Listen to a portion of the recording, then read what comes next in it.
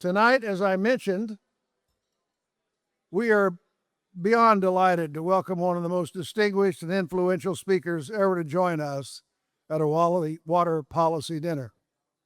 His presence here, given our current national security priority, is a powerful statement of his dedication to public service and to this region. When we asked Brett if he would make the ask for us, he didn't take him long to say yes, and we appreciate that. Thank you, Mr. Edgar.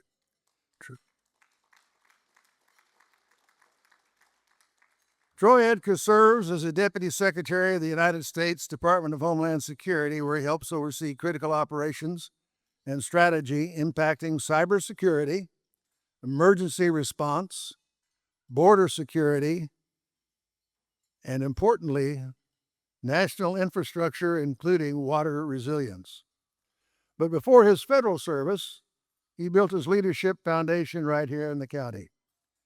As a city council member and mayor for the city of Los Alamitos, he also served on the Orange County Sand District Board, where he rose to the position of chair, helping to guide essential infrastructure projects for the region. He's a proud Navy veteran, a former CFO for DHS, and an executive with both public and private sector expertise. Speaking for myself, I'm delighted to see people in government that have signed the front and the back of a check. Troy's career reflects a rare combination of local accountability and global impact. We're so grateful to have him with us tonight, especially given these current events and the responsibilities that rest on his shoulders. Please join me in giving a warm Orange County welcome to our keynote speaker, Deputy Secretary Troy Edgar.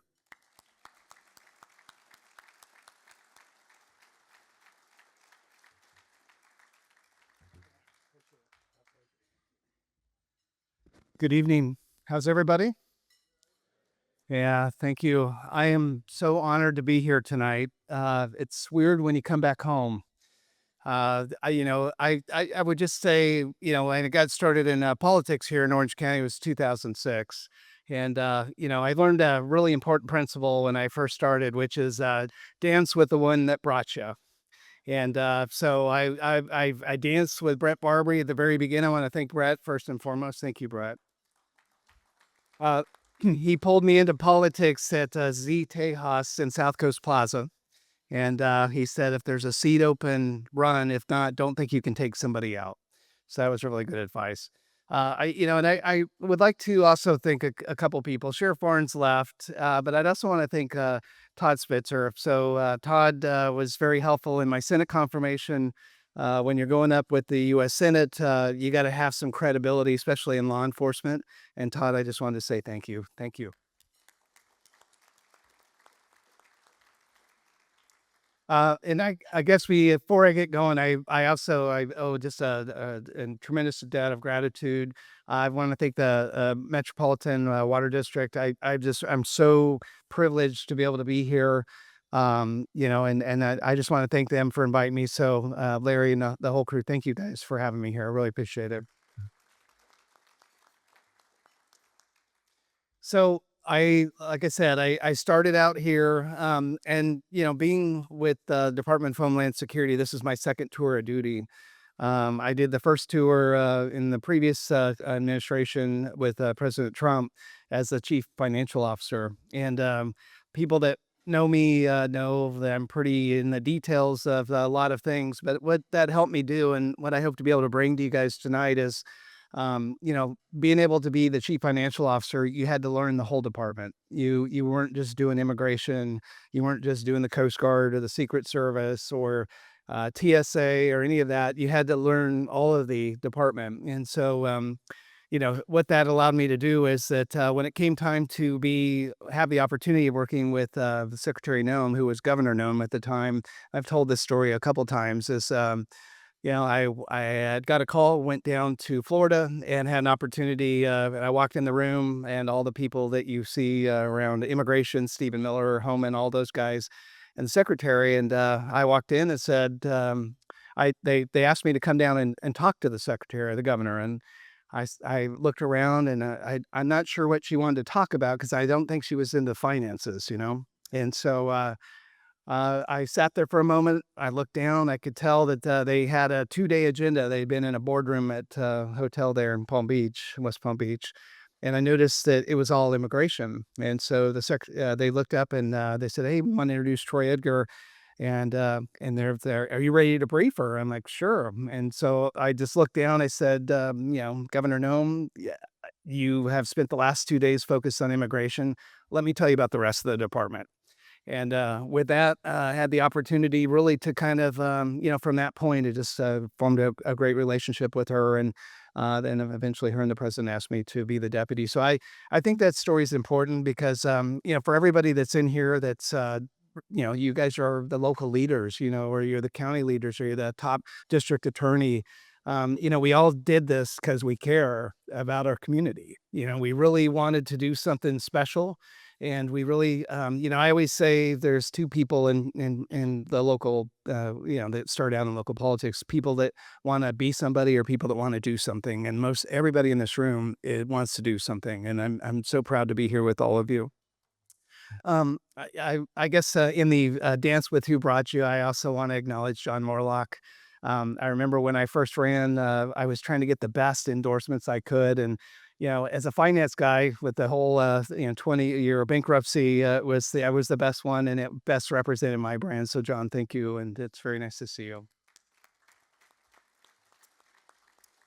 Um, just to get in, before I get into more of the details, I just want to also acknowledge a couple people that are important to me. From my own city, I just want to acknowledge Mayor Shelley Hasselbrink. Shelley, thank you for coming and supporting me, and her another council member, Gary Lowe, over here in the corner. Thank you, Gary. I'd also like to recognize from the Orange County Water District and the president of the Association of Water Agencies, Kathy Green. Kathy. S- So Kathy, it was good to see you again. When I was first on the council, she was at Huntington Beach as a council member, and she seemed to take over the water world. So another mentor and somebody that I really look up to. So thank you, Kathy. And I guess lastly here, about 2 months ago, we were getting ready to get into doing some important stuff with CISA. There's a big conference up in San Francisco called RSA, and it was something that was really important. And Secretary asked me, "Hey, I'm going to have a roundtable. I need to have some important people." There was a lot of CEOs there. I said, "Ma'am, you're missing somebody really important that represents the water infrastructure." So Adon, we ended up calling Adon Ortega here at Metropolitan and said, "Hey, Adon, could you come up like with 1 day notice and join the secretary?" So Adon, I just want to say thank you. It's very good to see you, my friend. Yeah. So, um, you know, for me being here over the past couple days and being able to kind of be in Orange County, it just really, again, makes me think a lot about local government. And, tonight, when I'm here, what I wanted to talk about, I could talk about 23 different components of DHS. But really the big thing that I'm hoping to talk about is in the context of water and wastewater is on the CISA side. And so I'm going to talk about CISA, or the cyber group that's within DHS. And I'm also going to kind of talk a bit about FEMA and what we end up doing around really emergency preparedness. Because, one of the things that I'm doing and I'm trying to help out with the secretary is going around and really seeing good local examples of where the local government takes responsibility for themselves, and they do things, and they make investments in their infrastructure. They have great relationships not only within the water and wastewater resources area, but also with the local folks in law enforcement, firefighting, etc. And this is really good. So I guess truthfully, I'm taking something as much as I'm trying to give, as I needed to really have a good idea. And I was out at Deemer today. And when you're inside 15 hours a day and between the White House and the HQ at DHS, you don't get too much sun. So I got a pretty good sunburn today at Deemer. So yeah, thank you for my staff for reminding me to wear sunscreen. So maybe next time. Yeah. So I guess want to start out first of all by, the water industry. My I guess my bona fides in the water industry is that I did spend 6 years at the Orange County Sanitation District, and and I in this trip, what I wanted to do is I wanted to do something not only for myself to see, but I wanted to use this relationships to bring some of the folks with me, so that they could see something from Washington D.C. And so I also had with me earlier today the region director for CISA. So if you look at CISA and FEMA, there's a couple others. EPA, everybody's familiar, but we don't own EPA. We organize. So California is District 9 for CISA and FEMA. So I had Bob Tinton out here I was able to bring out for District 9 for FEMA. And I also want to acknowledge that I brought some folks out from CISA that were here with me to be able to kind of see. So Ryan, if you wouldn't mind standing. Yeah, so Ryan and Tom Gonzalez. I don't know if Tom's in the room. So these are the CISA reps. Tom is the Region 9 director for CISA. And I'm going to talk more about it if I'm sure most people are probably clear. And then with Ryan, she works with me in Washington, D.C., and she's one of the executive leaders for FEMA. So just thank you guys for coming out and supporting me. Yeah.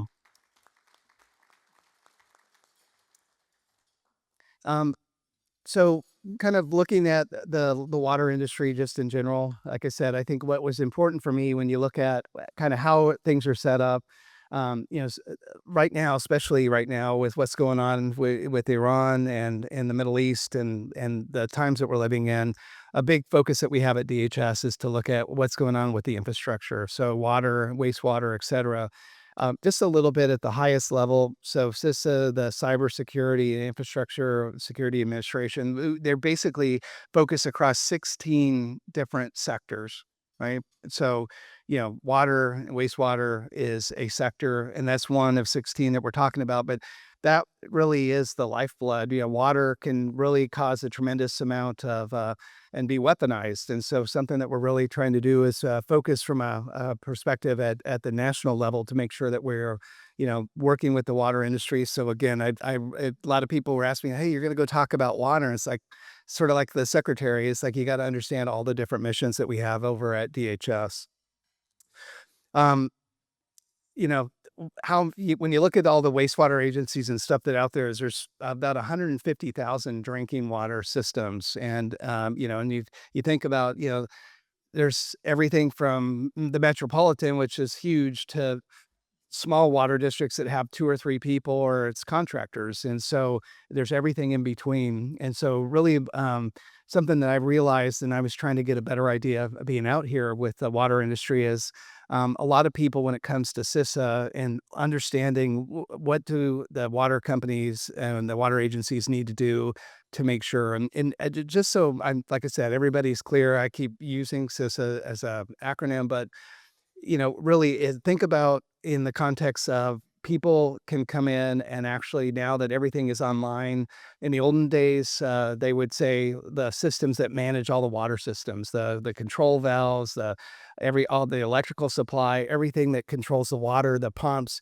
was all manual. It was all analog. And so as we go through different parts of modernization within the water industry, those become digitalized. And then eventually you put an operating system on top of it or an OT on top of the SCADA. And then pretty soon you've got a system that a lot of people think can't be penetrated. And so you kind of wonder, well, why do we need to worry about, these things being compromised?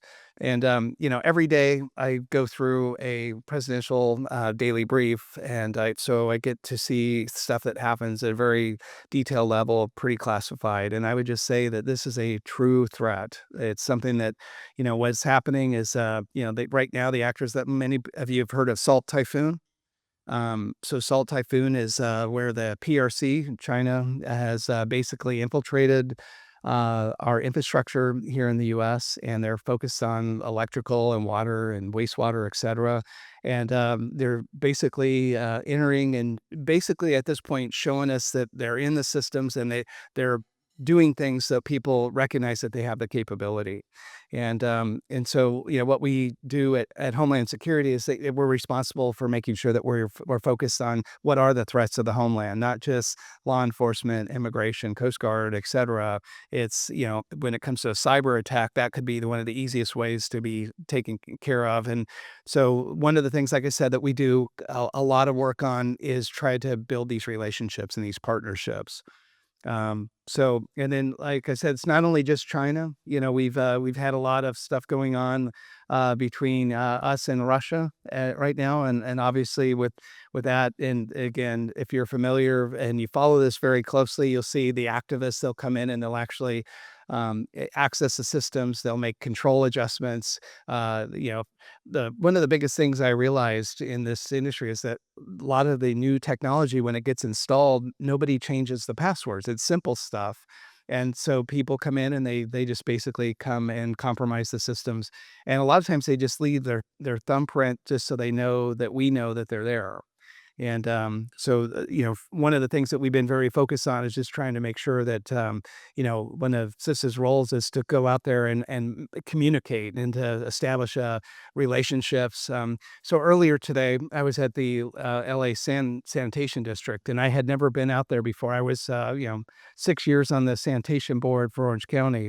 And they service, like, I think Orange County San, 3.1 million people, LA Sanitation, 5 million people. So a big organization.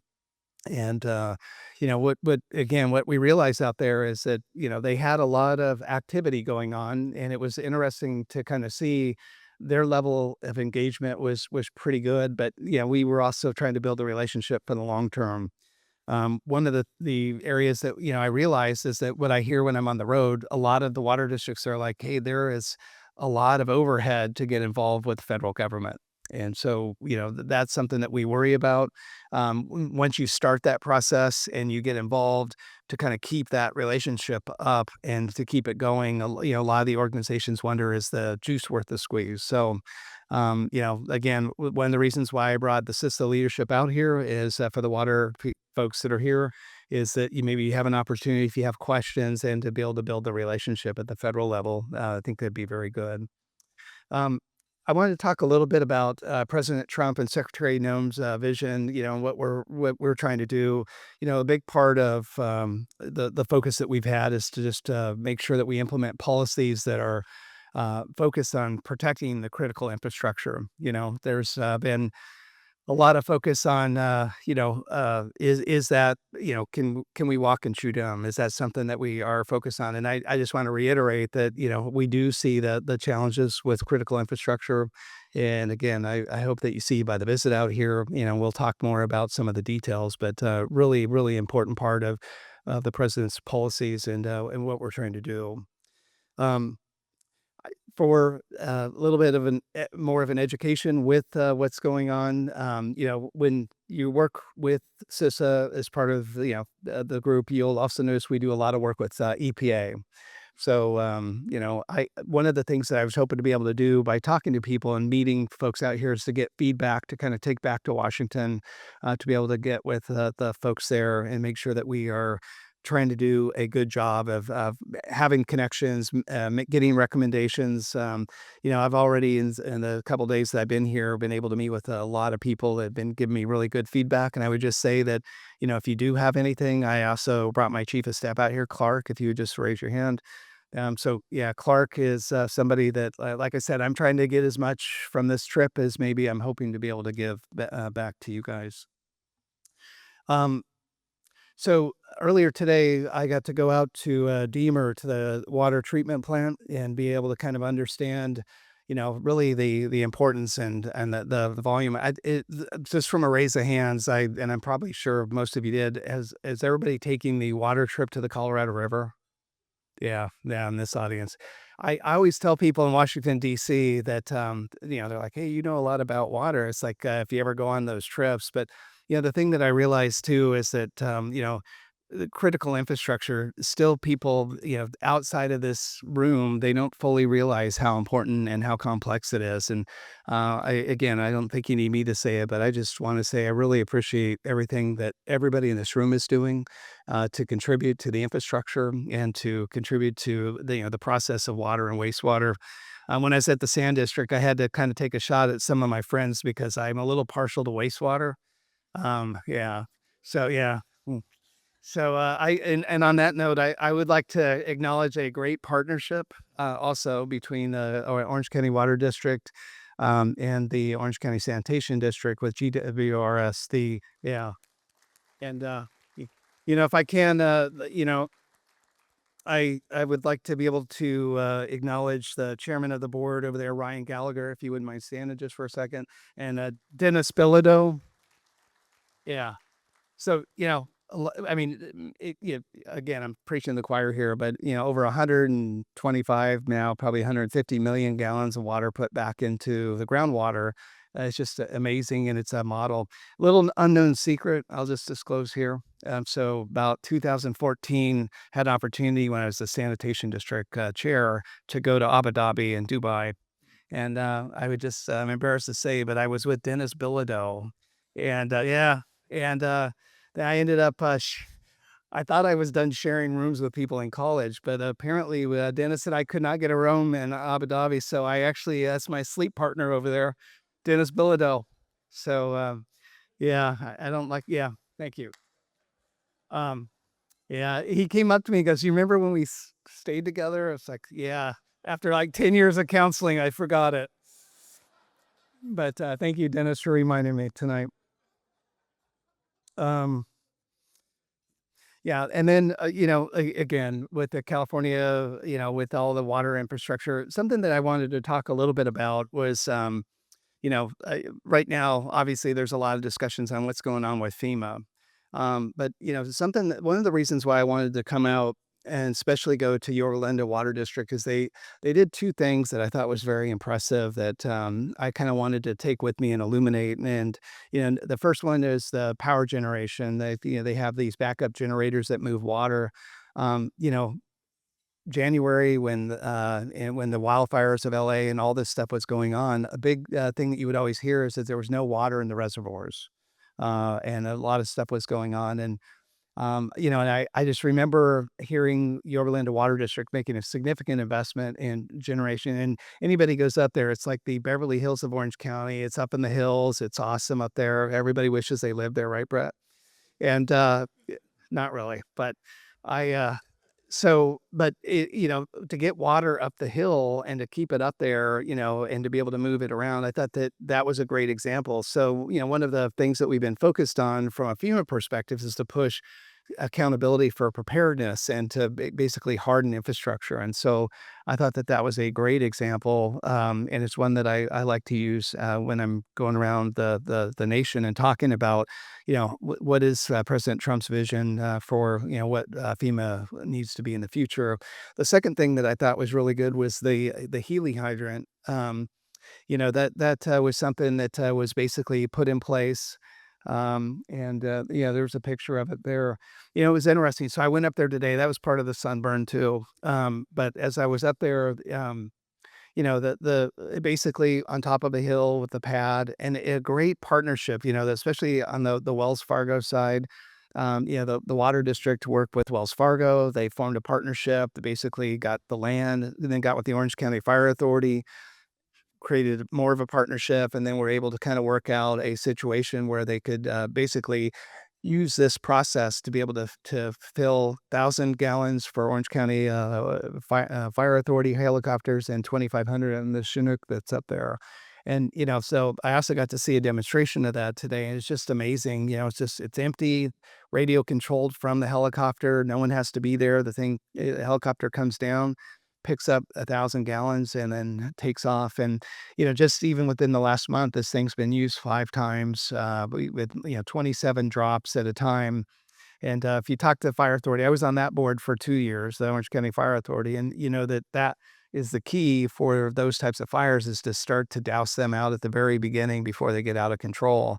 And again, I just think, when you look at the future of like, what are we trying to motivate as a policy matter in Washington, D.C., especially with local jurisdictions? It's really that we want to see local jurisdictions taking responsibility. One of the examples that I use a lot is Eastern Kentucky, if anybody's from there. But 2022, they have a lot of storms. Since I've been in, I've done a couple emergency declarations. They have really bad rain, but it seems to happen every year, and so you sit back and I think, a lot of times at the federal level, we're not super good at responding post fact. And then on the front end, we're like, hey, why don't you make investments and stuff in your infrastructure to be able to kind of be a little bit more ready for stuff like this. So every state is different. So I'm not picking one out of the other, and every county is different. I do think Orange County has shown tremendous leadership, and I'm so proud to be from here. And it does help to be able to say, hey, I was here and I was a part of some of the infrastructure that was grown here. But, when you go to these different states, and you see the same thing over and over, and it's like, they can't get insurance for a lot of this stuff. So now we provide insurance through FEMA, and it's subsidized, but there's not enough people in the pool. So if you're a finance guy, you realize like not a very smart idea, because and then when an organization like the Yorba Linda Water District invests in something like this, um, you realize that you can get a letter online. You can go and download a letter from the water district and actually show an insurance company that your community has made an investment, that this is something that they've done to harden and fortify. So it's not only good to help against disasters and potential wildfires, but it helps the citizens by being able to see what their money goes towards. So again, I just thought it was a really good example, and like I said, it's one I kind of take on the road with me, and I needed to see it live. So again, for the Yorba Linda Water District, Mark Toy, I know you're in here. You're the yeah. Where's Mark at? And he might have left with Sheriff Barnes. Yeah, but if he is here, just um, the other thing that they do at Yorba Linda Water District that I thought was really interesting is, we heard through the wildfires that were going on in LA that they didn't have fire pressure in some of the hydrants and some of the stuff that was going on there. And Yorba Linda goes and inspects 4,000 fire hydrants through their process. And, it's interesting to see how much of an investment. And I'm not here to like totally pump up, Yorba Linda Water District, but yeah. But I'll tell you what, $20 goes a long way. Uh, but yeah, but I would just say again, another example, and the call to everybody in the room, if you guys have examples like that, please send them through to Clark. Like I said, I'm kind of constructing a little bit of a roadshow to be able to go through, and then when I get back and go meet with the secretary and talk to her about some of the stuff that we see out here, it's just really really helpful. Um, I guess one of the things I just like to do kind of in closing is, I just, like I said, I'm very honored to be here. It feels like coming home and seeing so many familiar faces. I appreciate you guys taking time out of your day to come and support me here today and to be able to kind of get caught up.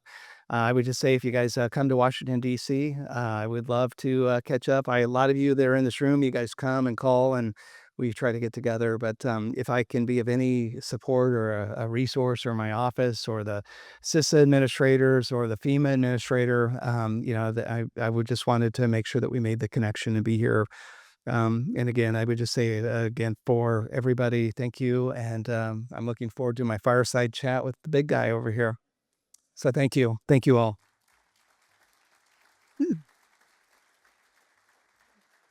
Understand you like a hand, Mike? Please make yourself as comfortable as you can be with this ground or root band of Relkins. I'm going to make sure they didn't give me your mic because it didn't work earlier. Well, the check didn't clear, but we were able to get it taken care of. One of the first things I think that should know from your experiences is that when you're charged with the responsibility that I have of getting these people out of here on time, because you have other obligations, we have to get you out of here on time. I still need to interrupt just long enough to apologize to Heather Collins, who is a crackerjack performer at the Metropolitan Water District of Southern California, who's kept us on our toes for a number of years and has been recognized by everyone but me as the new president of AWWA, the American Water Works Association. Right down there.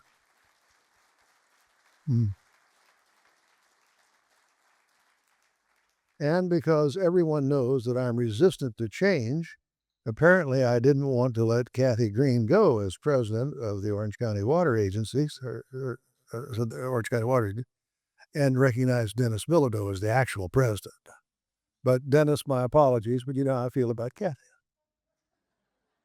He'll forgive you if you hang out with him overnight. Yeah, sure. We're actually both from the city of Orange. We both ran for our respective offices the same year, and he gave me some pointers. Some of them were good. You were raised in California, and you've raised your sons here. Can you give us just a little? We want to be able to leave here and go out and say, the secretary is dedicated, but he's human. Give us the story about a little bit about that. Sure. I was born in Long Beach. I grew up in Midway City. My family didn't realize what was happening in the mid-'70s when we started to have a massive influx of the Vietnamese community. It was county unincorporated, so we really didn't have the city council or anybody to really explain stuff. My parents didn't have a college degree, so we moved out to Norco, basically had horses, all that, left.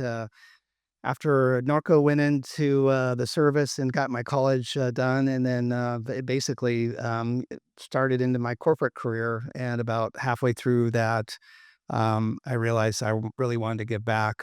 Being a finance guy, I did corporate restructuring for the Fortune 500.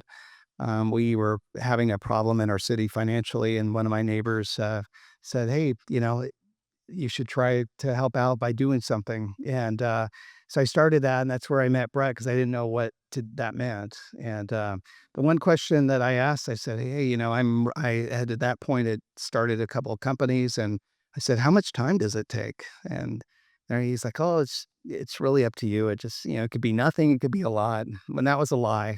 Yeah, because it definitely because if your heart's in it, it's you're all in. And so yeah. And then, just basically after serving on the city council for 12 years and being a corporate guy, I was never somebody on the council that wanted to be somebody. So like people like Shelley and people I serve with, they would know I could be halfway around the world doing corporate restructuring for Paramount. And then I made it back in time for the Monday meeting. And then we have a place in Dallas. So I was always on the road. But when I would come back on the weekends, I just dedicate myself to the city. And one thing that I would just say, when I met with the LA Sand District folks today, I met the president up there for the LA Sand District, and they said she's been the chair for 6 years. And she goes, "How do you end up being the chair?" And if anybody that's been on the Sand District knows this, it's like, because I read the packet every time. No one reads all that stuff. But, for me, I just think to be a good person in policy, you really got to do your homework. I kind of learned that from John Morlock. He divides this world up into units. And so you got to be able to kind of just say, "Hey, how much time do I have to go through all this stuff?" and come prepared. So, Well, that's a really good answer, particularly since my second question is what inspired you to get involved in public service. So it seems to me like that went on. Yeah. Yeah. And you did mention that you're a Navy veteran, which I wanted to make sure we got on the record. And I did want to say, yes, he did lie, because public service will take all the time you give it. It's just like Boy Scouts or church. You got the time, they got the need. Well, give us one example, perhaps, of what you did during your time as the mayor to prepare you for the role today. You know what? Being on the city council, I think you realize that I'm a corporate guy, so not everybody on a council is corporate, and there might be, and there we had somebody on the city council that was a manicurist, but she was very involved with PTA and knew the heartbeat of the city. So I think that what I learned as the mayor is that basically a council is really, when you put all five people together, it's the community. I had to learn patience, because for me, a lot of times I come to the conclusion fairly quickly. And I learned if you try to push that too fast, you're a bully. And if you sit back and try to be too smart, you're manipulative. And the community picks up on that. So you have to learn patience. So I think that was probably the big thing that I learned. I'll write that one down. The next question, I have a lead in. There's a gentleman right over here. His name is Dennis Erdman. We were talking about a role of a leader in the water district, and he said a good manager does things right, and a great leader does the right thing. So, what do you think makes a good leader? Well, I think, it's tough because, I think, the answer everybody says, "Hey, be a good, leader that basically gets behind your people and supports them." But I think too, you've gotta have some idea of what your vision is. If you come into something and it's like, "Hey, I'm all about the people and I wanna do that," well, the people may not have the same charter and objectives that you've been handed as a mantle. And I think when you're a leader, you get handed something to go do. The reason why they picked you is because you can think of what needs to get done, how to do it, empower your team.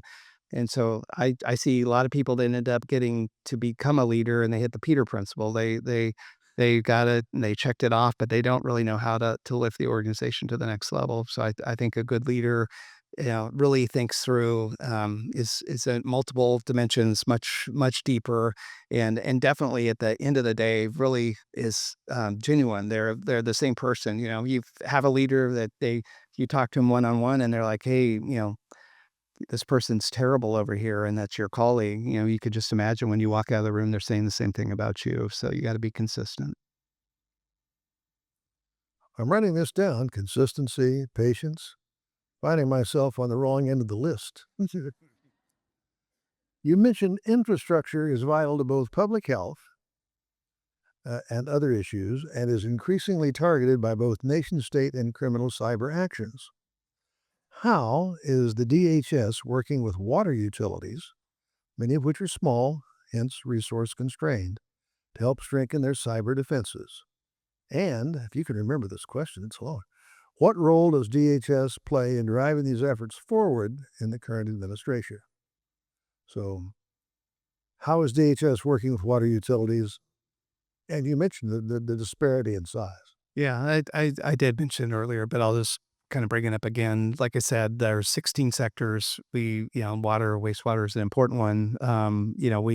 The main kind of activity that we focus on is communication, putting together a capability of, we aren't taking control of your agency.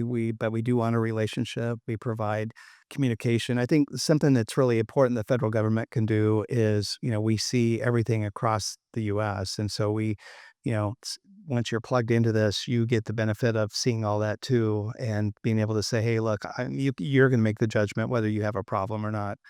So I think from the DHS perspective, and like I said, I think the one thing that I'm really focused on and really trying to understand better myself personally is, one of the jobs that I have at DHS is, I used to be the CFO at the lower level. Now it's the deputy secretary. My job is to make sure I resource everything across DHS. And when I go and talk to local jurisdictions, we have a pretty significant responsibility to local jurisdictions, but not all of them are the same size. So if we start pushing down policies that people can't handle because they're just so onerous, then we're not going to get participation.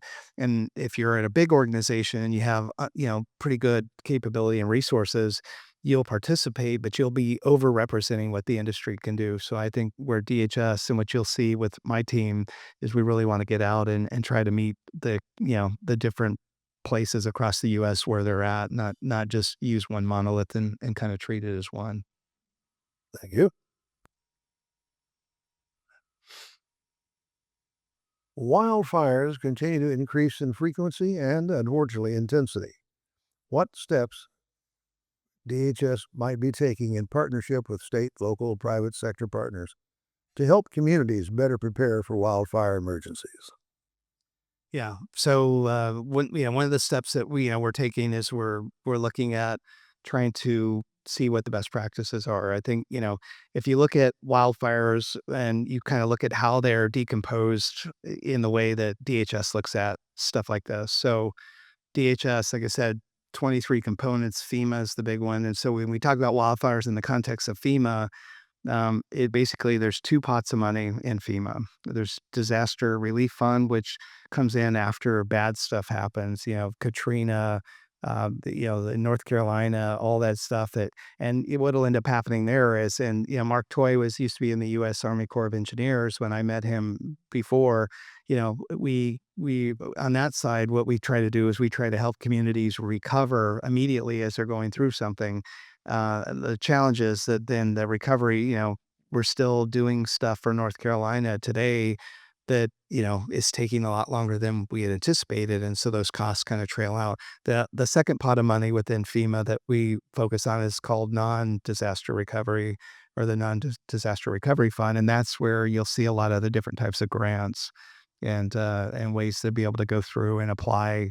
And those would be preparedness grants that are out there that potentially some of the organizations go out. I will say there's no doubt that there's federal funding and grants. I will also say President Trump is very focused on trying to curb some of that. But I would just use, again, Yorba Linda Water District.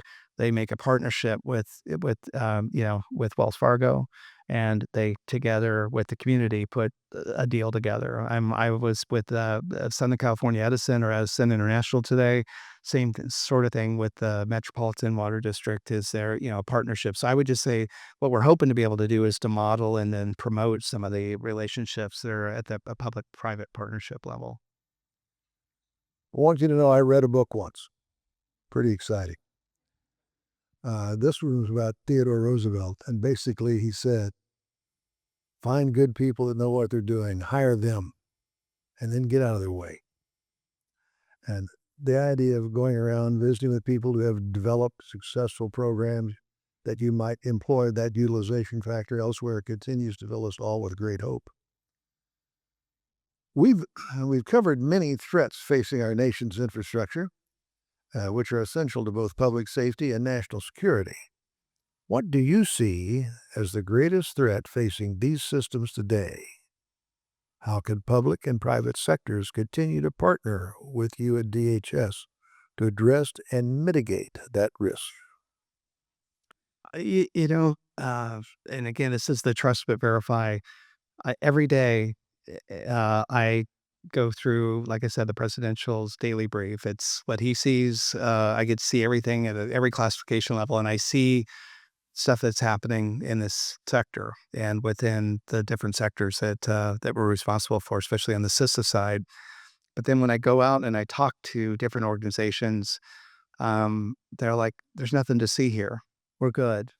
We're good." And I think one of the things that I worry about, or I think about, just because of my experience in the wastewater industry and now a little bit with the water, is um, there's a generational change of the type of workers that are in the industry, from my perspective. There's the older school operator, the people that knew how to turn the valves and actually get out there and run something. And now you've got these digitized water systems that are out there that are IT workers. They're technology people, and but the older folks that were out there, my generation, I'll call them old. They're now the leaders, but they've got a different generation working with them at a different level, and I think So sometimes it depends on. Sometimes you'll find crossover people that actually are in the older generation. They totally get it, or the younger folks are just thinking it's a waste of time.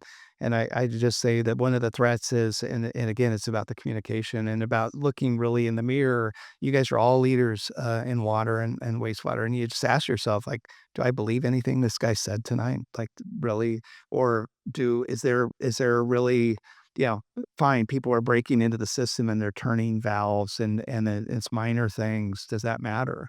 And the part I would say to you guys, if you really believe that's happening, or you don't believe it, but if you do believe it, realize they're just putting a thumbprint out there to show you what they could do.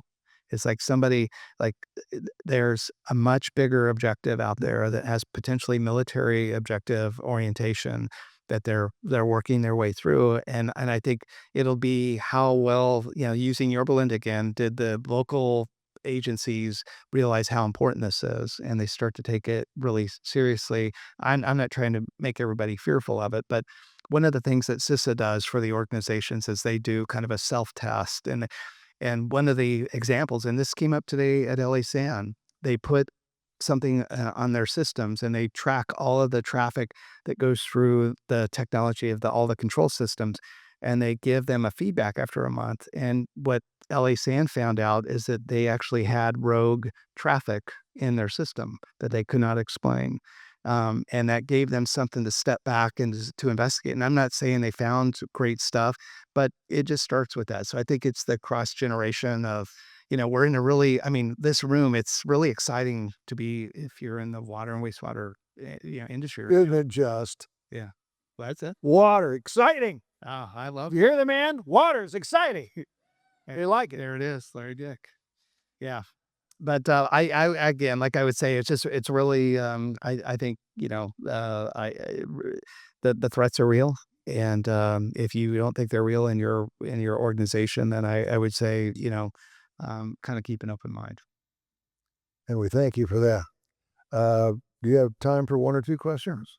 I can't see them well, so I'm going to step over here to help you with that. And we have a couple of assistants in the back there, very delightful folks with microphones. Here's your chance to ask somebody who really knows. Is anyone who want to stand up or raise your hand? Going over here? There's a whole nest of them over here, Mr. Secretary. What's that? We're going to have to watch them over here. This whole table is putting out their hands. Okay. Go ahead. Thank you for being here. Andy Ramirez. I'm with the Beaumont Cherry Valley Water District and also with the city of Melinda, doing dual roles similar to what you did when you came up through the ranks. You talked about onerous policies, and we live in California, and you being a native here, how do you see the administration and probably your department coming alongside of us in regards to some of the onerous policies of this state? Wow. Where do I start? I think what first and foremost, I think our administration is focused on really trying to roll policy back a bit as far as cut a lot of the regulations and the way that we're doing stuff. Like I said, I see the bigger picture, but even, you can make an argument like for EPA, which is not DHS, but you can see, what it takes to reconstruct things after bad stuff happens, or even water plants, NEPA, CEQA, all of the stuff that kind of comes through.